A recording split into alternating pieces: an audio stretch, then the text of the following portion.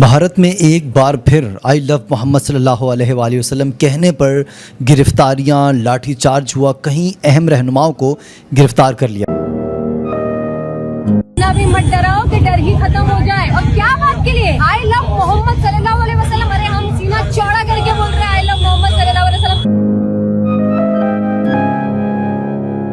इसके अलावा कराची में बल्दियाती ज़िमनी इंतखाबात में तहरीक लबैक पाकिस्तान और पाकिस्तान पीपल्स पार्टी दोनों हुई आमने सामने। पीपल्स पार्टी को 65 वोट मिले थे, लेकिन टैंपरिंग करके 65 के आगे 5 लिख के 565 कर दिया गया। हमारा वार्ड है औरंगी का, जो दूसरी यूसी लगती है, वहाँ पे सिर्फ 35 वोटों का मार्जिन था। हमने उसे रिकाउंटिंग की रिक्वेस्ट की, उन्होंने हमारी एप्लीकेशन भी रिसीव नहीं की। पहले एक जीता, फिर दूसरा जीता, उसके बाद हंगामा आराई, एहतजाज, इल्ज़ामात, ये सब आखिर हुआ क्या? एक यूसी की सीट, उस पर दो पार्टियों की जंग, आखिर क्यों?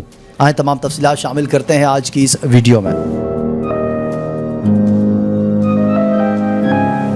अस्सलाम वालेकुम, ये है हक टाइम और मैं हूँ काशिफ रज़ा।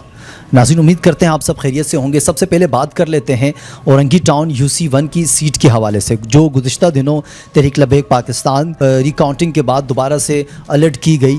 इस पर बहुत गहमा गहमी रही 2 दिन से। पाकिस्तान पीपल्स पार्टी ने यह क्लेम किया कि हमारी उम्मीदवार वहाँ से फातह करार पाई हैं, जबकि तहरीक लबैक पाकिस्तान का ये मौक़िफ़ था कि हमारा उम्मीदवार वहाँ से जीता है। तो वो तमाम तफसीलात क्या हैं और आखिर क्या वजह थी कि यूसी 1 की जो सीट है उस पर दोनों जमातों की तरफ से मुकम्मल ज़ोर लगाया गया कि ये सीट हमें मिले। तहरीक लबैक पाकिस्तान की पहले बात कर लेते हैं, फिर आते हैं सीट के हवाले से आखिर इस सीट में हुआ क्या।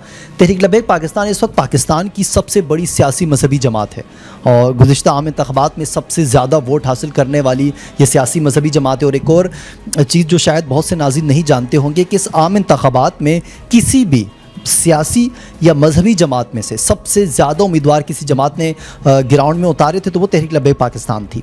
और दूसरी तरफ बात करते हैं पाकिस्तान पीपल्स पार्टी की, तो पाकिस्तान पीपल्स पार्टी इस वक्त वफाक में भी हिस्सा है और इसके अलावा सिंध गवर्नमेंट में 3 दहाइयों से वो मौजूद है। और बात करें कराची की, तो कराची का मेयर भी मुर्तज़ा वहाब का ताल्लुक़ पाकिस्तान पीपल्स पार्टी से है, यानी कि मुकम्मल ताकत जो है वो पाकिस्तान पीपल्स पार्टी के साथ है। वो पाकिस्तान की बहुत बड़ी एक जमात गुज़िश्ता कई दहाइयों से पाकिस्तान में बराजमान रही और तहरीक लबैक पाकिस्तान इस वक्त सियासी मजहबी जमात है सबसे बड़ी पाकिस्तान की। तो आखिर एक यूसी की सीट इन दोनों जमातों के लिए इतनी अहमियत की हामिल क्यों रही? आखिर क्या वजह थी यूसी 1 में? ऐसी क्या बात है कि दोनों जमातें ये चाह रही थी कि ये सीट हमें मिले? ये सवालात तो खैर नाज़रीन हम आप पे छोड़ते हैं, आप बताएं। अगर आप तहरीक लबैक पाकिस्तान के कारकुनान हैं तो आप बताएं कि तहरीक लबैक पाकिस्तान की केमाड़ी की या फिर ज़िला गरबी की पूरी क़यादत वहाँ मौजूद थी, उसकी क्या वजह है? वो क्यों चाहते थे कि ये सीट हमें मिलनी चाहिए? और अगर आप पाकिस्तान पीपल्स पार्टी के कारकुनान हैं तो आप बताएं कि अली अहमद जान जो MPA हैं पाकिस्तान पीपल्स पार्टी के, आखिर वो इन्वॉल्व हुए इन तमाम चीज़ों को लेकर, उनकी क़यादत यहाँ इन्वॉल्व थी, उसकी बेसिक्स क्या वजह है कि वो क्यों चाहते थे कि ये सीट हमें मिलनी चाहिए जो सिर्फ एक यूसी की थी, जबकि अपना मेयर उनका है, तमाम इख्तियारात उनके हैं, वफाक उनके पास है, सिंध गवर्नमेंट उनके पास है। तो ये जवाब हम आप पर छोड़ते हैं। अब आते हैं तफसीलात की जानिब। रिटर्निंग ऑफिसर ने बताया कि चेयरमैन की नशिस्त पर 12 पोलिंग स्टेशन पर रिकाउंटिंग की गई, जिनमें से तहरीक लबैक पाकिस्तान ने 7 की दरख्वास्त जमा करवाई थी और पाकिस्तान पीपल्स पार्टी ने 5 की दरख्वास्त जमा करवाई थी।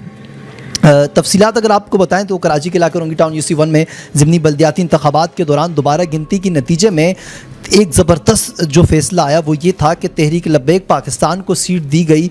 जो शहनीला आमिर है वो जीती थी पाकिस्तान पीपल्स पार्टी की।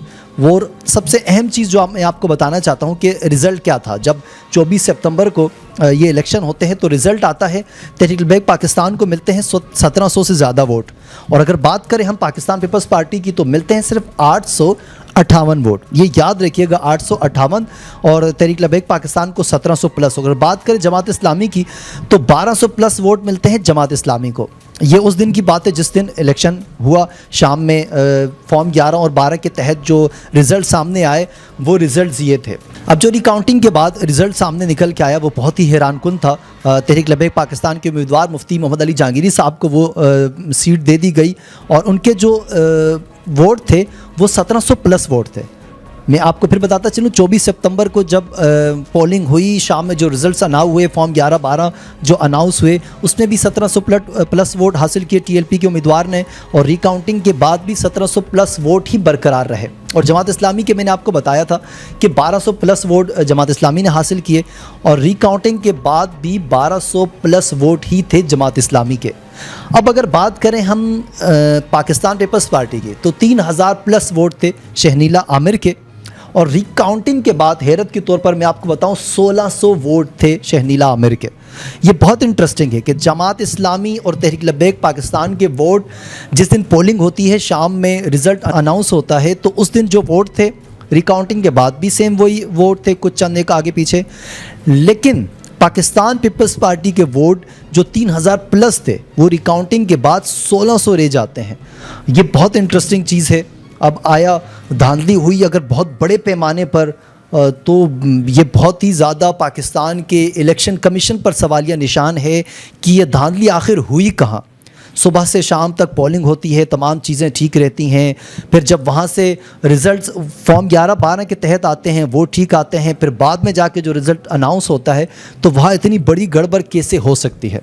और अगर जो पाकिस्तान पीपल्स पार्टी के उम्मीदवार या एमपीए इल्ज़ाम लगा रहे हैं कि तहरीक लब्बैक पाकिस्तान ने ठप्पे लगवाए, तहरीक लब्बैक पाकिस्तान ने ज़बरदस्ती ताकत के बहाव में जाकर ये सीट हासिल की, तो उसका जवाब भी इलेक्शन कमीशन को देना चाहिए। अगर पाकिस्तान पीपल्स पार्टी ने ये सीट जीती थी तो उसको मिलनी चाहिए थी, अगर तहरीक लब्बैक पाकिस्तान ने ये जीती थी तो उसको मिलनी चाहिए थी। पहले रिज़ल्ट कुछ और आता है, रिकाउंटिंग के बाद कुछ और आता है, तो ये सवालिया निशान है इलेक्शन कमीशन के ऊपर, और उसको आकर सब जवाब देना पड़ेगा इस सारे मामले पर कि अगर तहरीक लब्बैक पाकिस्तान के उम्मीदवार मुफ्ती अली जहांगीरी साहब ने 1700 प्लस वोट उन्होंने लिए, तो वो अगर जीत चुके थे तो उस वक्त उन्हें जीत क्यों नहीं दी गई, सबसे पहला सवालिया निशान। दूसरा, रिकाउंटिंग के बाद जमात इस्लामी के वोट बरकरार रहते हैं, तहरीक लब्बैक के बरकरार रहते हैं, पाकिस्तान पीपल्स पार्टी के वोट 800 प्लस होने चाहिए थे जो उस दिन फॉर्म 11-12 के तहत आए, अब भी 1600 हैं, और फिर उस दिन आपने अनाउंस किए 3000 प्लस, तो अब 3000 प्लस होने चाहिए थे।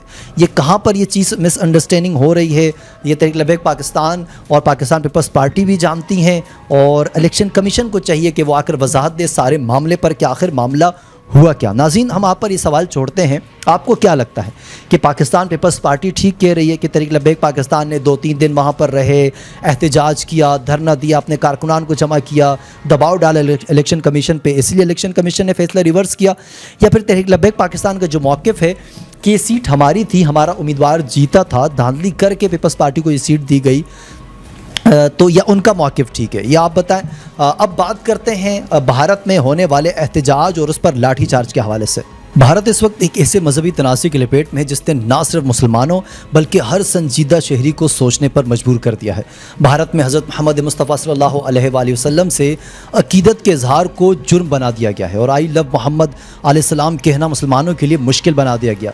भारतीय मीडिया के मुताबिक कानपुर में 12 रबीउल अव्वल के जुलूस के दौरान मुसलमानों ने आई लव मोहम्मद सल्लल्लाहु अलैहि वसल्लम के बैनर आवेज़ा किया, जिस पर इंतहा पसंद हिंदू भड़क उठे, हंगामा आराई और तोड़ फोड़ की गई, जबकि पुलिस ने उल्टा कई दिन बाद 20 मुसलमानों के खिलाफ ही मुकदमा दर्ज कर लिया। इस इक़दाम पर भारत भर में गम और गुस्से की लहर दौड़ गई और मुख्तलिफ शहरों में एहतजाजी मुजाहरे शुरू हो गए।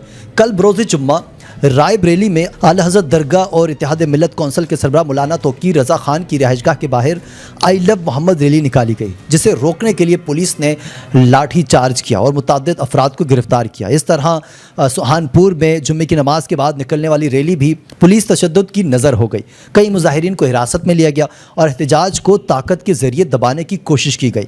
उधर भोपाल, मुंबई और दीगर शहरों में भी मुसलमानों ने अकीदत रसूल अलैहिस्सलाम के इज़हार के लिए जुलूस निकाले, जिनमें बड़ी तादाद में लोग शरीक हुए। उन मुजाहिरों ने भारत में मजहबी आज़ादी और मुसलमानों के खिलाफ बढ़ती हुई रियासती सख्तियों पर संगीन सवालात खड़े कर दिए हैं। आदाद शुमार चौंका देने वाले हैं नाजरीन। रियासत भर में अब तक 21 मुकदमात दर्ज किए गए, 1300 से ज़ायद मुसलमानों को नामजद किया गया और दर्जनों गिरफ्तारियां अमल में आई। यहाँ तक कि मौलाना तोक़ीर रज़ा ख़ान जैसे बड़े मजहबी रहनुमा को भी मुकदमात में घसीटा गया। नाज़रीन, भारतीय आइन के मुताबिक हर शख्स को अपने मज़हब पर अमल करने और उसे प्रमोट करने की आज़ादी हासिल है, मगर रियासती कवानीन के नाम पर उसी आज़ादी को महदूद किया जा रहा है। सवाल यह है कि क्या सिर्फ मुसलमानों पर ही ये कानून लागू होता है?